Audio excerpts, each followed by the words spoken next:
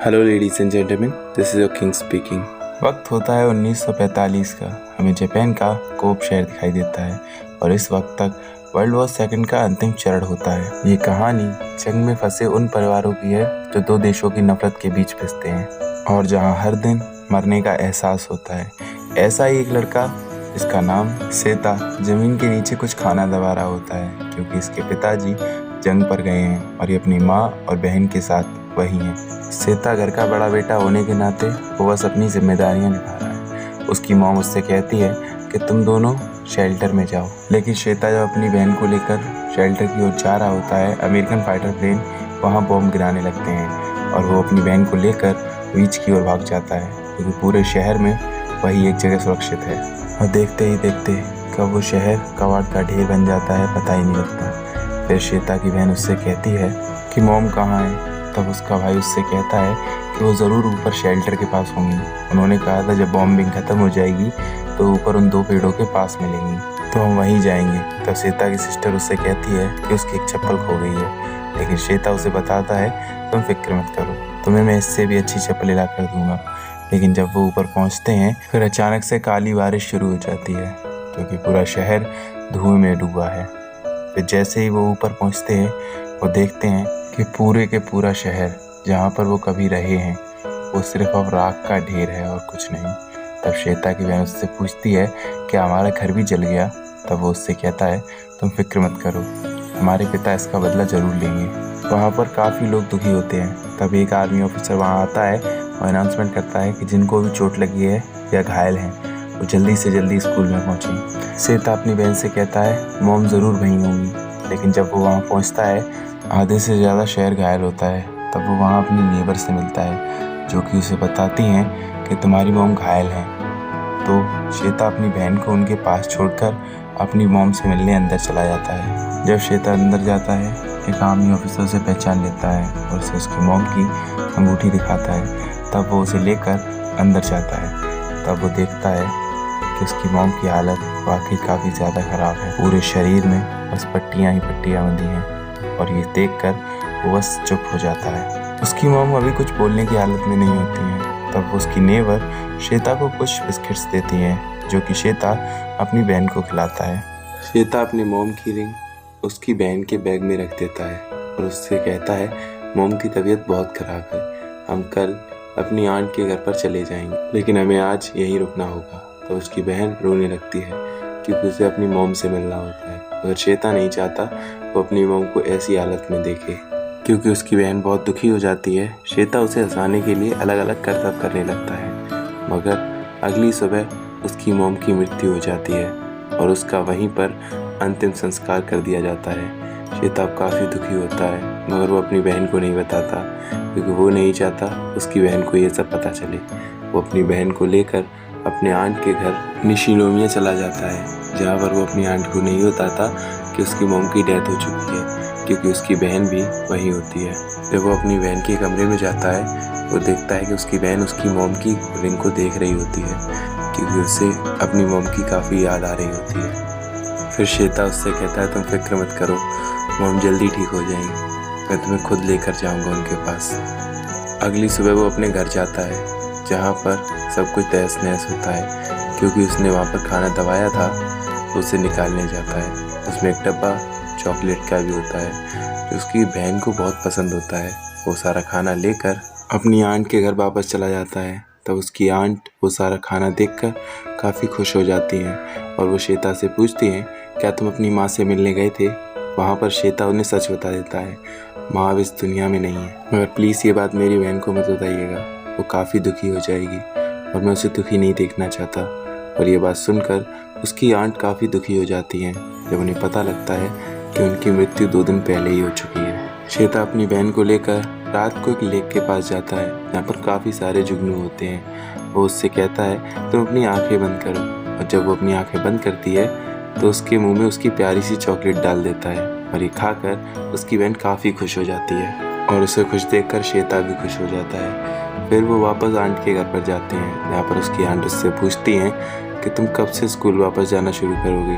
तो वो उसे बताता है कि मैं स्कूल नहीं जा सकता, स्कूल पूरी तरीके से तहस नहस हो चुका है। तो आंट पूछती हैं, क्या तुमने अपने डैड को लेटर लिखा? तब श्वेता कहता है, मैंने लिखा था, मगर कुछ दिन पहले, मगर अभी तक कोई भी जवाब नहीं आया है। अब ये बातें सुनकर उसकी आंट इरिटेट हो जाती हैं, क्योंकि वो नहीं चाहती कि श्वेता और उसकी बहन यहाँ पर रहे। जब वो लोग खाना खा रहे होते हैं तब वो श्वेता को सुनाते हुए कहती है कि हमारा राशन काफ़ी जल्दी ख़त्म हो जाएगा और इतने ज़्यादा लोगों के साथ हम और सर्वाइव नहीं कर पाएंगे। वो उससे ये बातें इसलिए कहती है कि वो यहाँ से चले जाएं।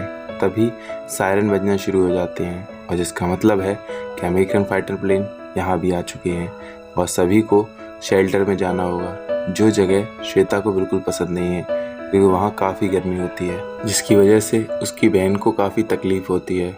अगली सुबह वो अपनी बहन को लेकर एक बीच की ओर जाता है, जिससे उसका मन बहल जाए। वहाँ पर वो लोग बहुत मस्ती करते हैं, मगर वहाँ खेलते खेलते श्वेता को अपने बचपन की यादें आती हैं, जब वो अपने परिवार के साथ यहाँ आता था और खूब सारी मस्ती करता था और काफ़ी अच्छा खाना खाता था। मगर अब जापान में खाने की काफ़ी ज़्यादा कमी है। और फिर वो सायरन वापस बजने लगता है, जिसका मतलब सभी को वापस जाना होगा। श्वेता की बहन वहीं बैठ जाती है, क्योंकि उसे काफ़ी भूख लगी होती है। वो उसे लेकर वापस आंट के घर जाता है, जहाँ पर उसकी आंट उसे कहती है कि तुम्हें तुम्हारी मॉम के पुराने और महंगे कपड़े बेचने होंगे, जिससे हमें 15 किलो राशन मिल जाएगा। तब श्वेता उससे कहता है कि इतने सारे महंगे कपड़ों का सिर्फ 15 किलो। वो उससे कहती है कि पूरे जापान में ही राशन नहीं है, हमारे पास और कोई रास्ता नहीं है। श्वेता की बहन उठ जाती है और वो देखती है कि उसकी आंट उसके मॉम के कपड़े बेचने के लिए ले जा रही है, मगर वो उसे मना कर देती है और वहीं रोने लगती है। मगर उसकी आंट उस कपड़ों के बदले में 15 किलो राशन ले आती है, जिसमें से आधा राशन वो श्वेता को भी दे देती है। मगर उसकी बहन अभी भी दुखी है, क्योंकि वो नहीं चाहती थी कि उसकी मॉम के कपड़े बेचे जाएं। अगली सुबह हम देखते हैं कि श्वेता की आंट सबके लिए राइस बनाती हैं, मगर अपने बच्चों के लिए और अपने पति के लिए वो राइस बॉल भी बनाती हैं, जो कि श्वेता और उसकी बहन को नहीं देती है। श्वेता की बहन को वो काफ़ी पसंद होता है। तब श्वेता उससे कहता है कि चिंता मत करो, तुम्हें लंच में मिल जाएगा। तब उसकी आंट उससे कहती है, ऐसा कुछ नहीं होगा, मैंने तुम्हें तुम्हारे हिस्से के राइस दे चुकी हूँ। मगर हकीकत में जो राइस उन लोगों को मिले थे वो काफ़ी कम थे। तब श्वेता की बहन उससे कहती है कि ये हमारी मॉम के कपड़े बेचने से आए हैं, इन पे पहला हक हमारा है। ये सुनकर उनकी आंट नाराज़ हो जाती है और उनसे कहती है, तुम अपना खाना आज से अलग बनाया करो। ये सुनकर श्वेता और उसकी बहन को काफ़ी बुरा लगता है। अब देखा जाए तो ये दोनों अनाथ ही हैं, क्योंकि इनकी मॉम गुजर चुकी हैं और पिता का पता नहीं कि वो अभी जिंदा हैं या नहीं। अगली सुबह श्वेता अपने बैंक में जाता है, जहाँ पर उसकी मॉम के 7000 येन होते हैं, जिन्हें लेके वो नया बर्तन लेके आता है, जिससे वो खाना बना सके।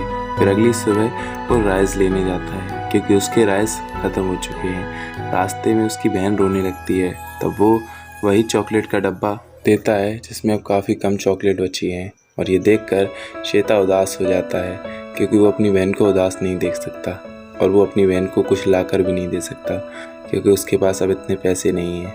रात को श्वेता की बहन रोने लगती है, और जिसे सुनकर उसकी आंट काफ़ी गुस्सा हो जाती है और वो उससे कहती है कि इसको जल्दी चुप कराओ। श्वेता उसको चुप कराने के लिए घर से बाहर ले जाता है, और तभी सायरन बजने लगते हैं। वो वहाँ से भागकर शेल्टर में चला जाता है, और जिसके बाद काफ़ी ज़ोरदार बमबारी होती है।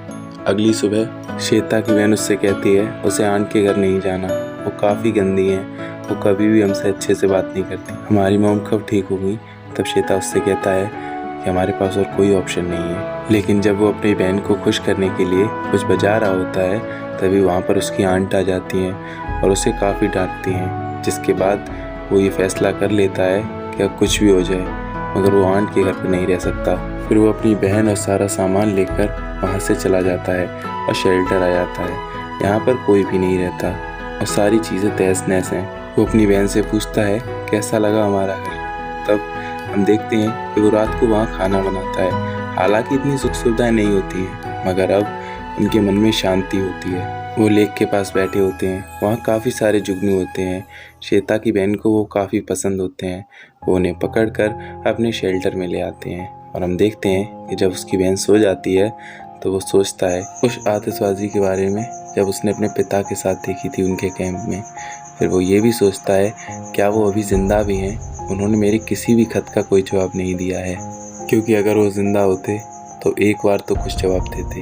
अगली सुबह हम देखते हैं कि श्वेता की बहन जुगनुओं को दफना रही होती है। तब वो उससे पूछता है ये तुम क्या कर रही हो।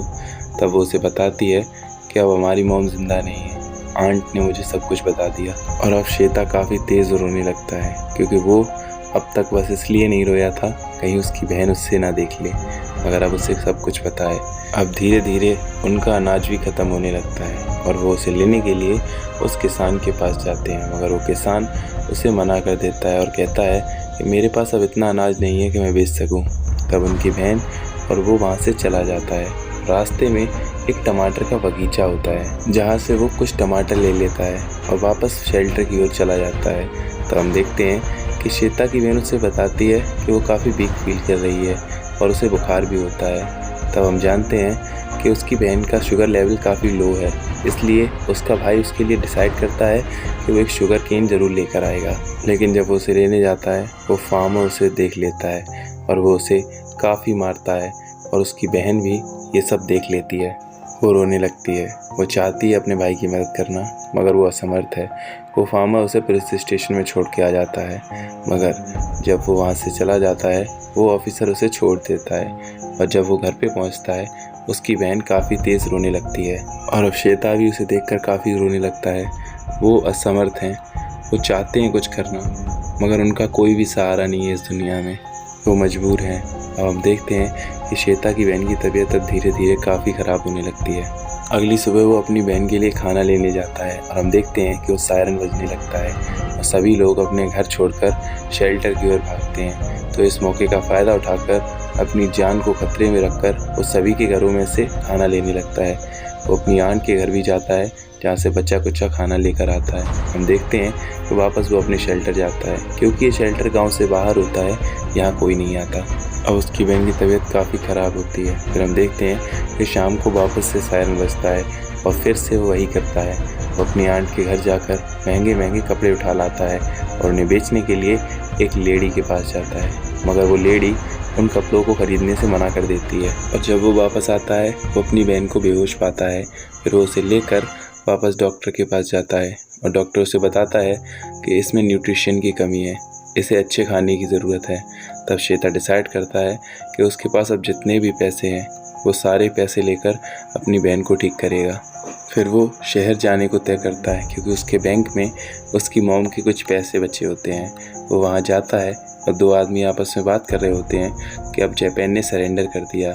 ये सुनकर वो उससे पूछता है क्या जापान जंग हार गया, और वो लोग उससे कहते हैं कि नेवी के जितने भी शिप्स थे वो डूब गए, हमारी आर्मी ने सरेंडर कर दिया, वो बुज़दिल थे। ये सुनकर श्वेता परेशान हो जाता है क्योंकि उसके डैड भी नेवी में थे और वो अभी तक वापस नहीं आए थे। श्वेता वहाँ से खुद को संभालते हुए भागता है, मगर वो इस चीज़ को एक्सेप्ट नहीं कर पाता कि अब उसका कोई भी ख्याल रखने वाला इस दुनिया में नहीं है, ना उसकी मॉम ना उसके डैड, शायद वो शहीद हो चुके हैं। जब वो घर पर जाता है वो अपनी बहन के लिए वाटरमेलन ले जाता है, मगर वो उसे जब देता है वो उठती नहीं है। शाम होते होते उसकी भी डेथ हो जाती है। श्वेता का पूरा परिवार तिनकों की तरह बिखर जाता है और वो अपनी नन्ही जान को अपनी गोद में सुला लेता है। उसने अब सबको खो दिया है। सुबह होते ही वो लकड़ी के बॉक्स को लेकर आता है जिससे वो अपनी बहन का अंतिम संस्कार कर सके। दूसरी तरफ पूरा जापान खुश होता है क्योंकि जंग खत्म हो चुकी है। अब कोई भी अमेरिका का फाइटर प्लेन हवा में नहीं दिखेगा, आसमान साफ है। मगर इसके दो पहलू हैं। एक लड़का जिसने सब कुछ खो दिया, उसकी आखिरी उम्मीद उसकी बहन थी, वो भी उसके साथ नहीं है।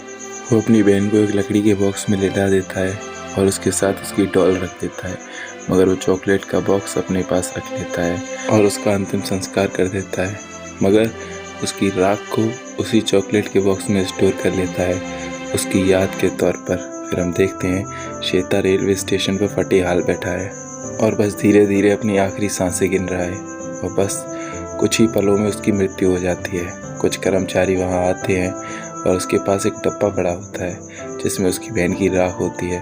वो उसे फेंक देते हैं कुछ झाड़ियों में। फिर उन झाड़ियों में श्वेता की बहन की आत्मा दिखाई जाती है जो अपने भाई की डेड बॉडी को देखकर वहाँ जाने लगती है, मगर तब तक उसका भाई पीछे से आ जाता है। उसकी सोल वहाँ होती है, अपनी बहन को दोबारा देखकर खुश होती है और उसे वो डब्बा देता है जिसमें उसकी राख थी, मगर ये अब वो राख का डब्बा नहीं है, अब ये वो चॉकलेट का डब्बा है जो उसकी बहन को पसंद है।